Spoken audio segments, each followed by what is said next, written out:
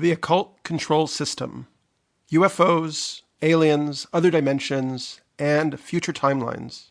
Written by Daniel Pinchbeck. Narrated by Daniel Pinchbeck. Part 1. From the Periphery to the Center. All of a sudden, the mainstream media has turned its focus on the subject of UFOs, a global phenomenon which has been derided and dismissed until now. The tone has shifted drastically in recent articles in the New York Times and Washington Post. Unidentified, a new series on the History Channel, exhaustively chronicles military encounters with what appear to be diverse alien craft.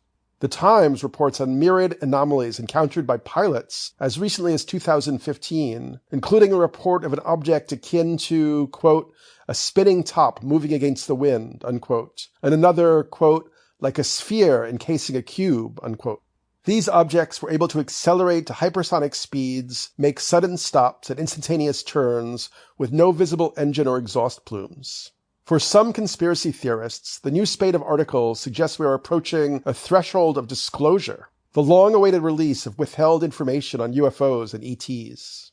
It is also possible that this partial disclosure has been orchestrated by intelligence agencies whose motives remain opaque and unclear. Whatever the truth, the issue of UFOs and the alien presence is steadily moving from the outer edge or periphery of public awareness toward the center. I would like to explore why this is happening and what it means. I will also consider what we could do and perhaps should do individually and collectively in response.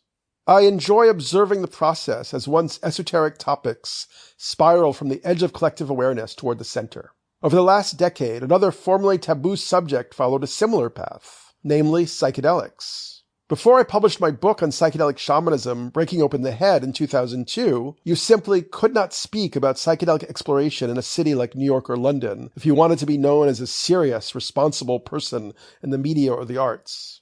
When I tried to broach the subject at a social gathering of journalists, art world aficionados, or literary writers back then, the response would be ridicule and curt dismissal. Psychedelics seemed caught in a double bind of repression. Most people not only had a knee-jerk negative reaction to the subject, but they were also unable to even consider why they felt the need to repress any interest in the subject so intensely.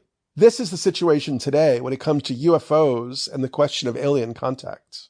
Over the last decade, the culture lifted its interdiction on psychedelics. They are now fashionable objects of fascination. They are promoted in best-selling books, TV shows, web magazines, and numerous documentaries. In fact, today we find ourselves in a full-fledged psychedelic renaissance, with amazing research happening all across the world. This is a great development. It also... Sample complete. Ready to continue?